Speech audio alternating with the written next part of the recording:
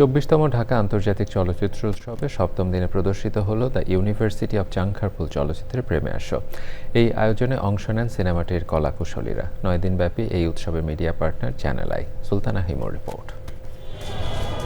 ২৪তম ঢাকা আন্তর্জাতিক চলচ্চিত্র উৎসবের সপ্তম দিনে বাংলাদেশ প্যানোরামা সেকশনে অনুষ্ঠিত হলো দ্য ইউনিভার্সিটি অফ চাংখারপুল চলচ্চিত্রের প্রিমিয়ার শো।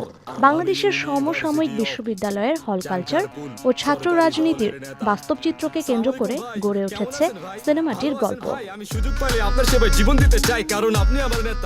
শুক্রবার জাতীয় জাদুঘরের মূল মিলনায়তনে সিনেমাটির প্রদর্শনী হয়।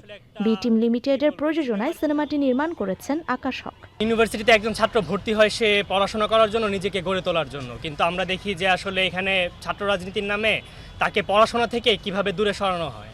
তো মূলত গল্পটা এটা নিয়ে। এই সিনেমাটার গল্প আমার মনে হয় বাংলাদেশিদের জন্যই এটা আসলে অ্যাবনর্মাল টাইপের একটা গল্প। সো এটা আমার মনে হয়েছে সবার প্রথম আমাদের দেখা উচিত।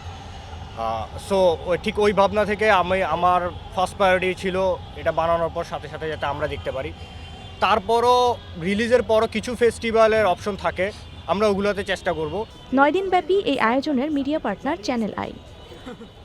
Sultana Himu, channel I, Dhaka.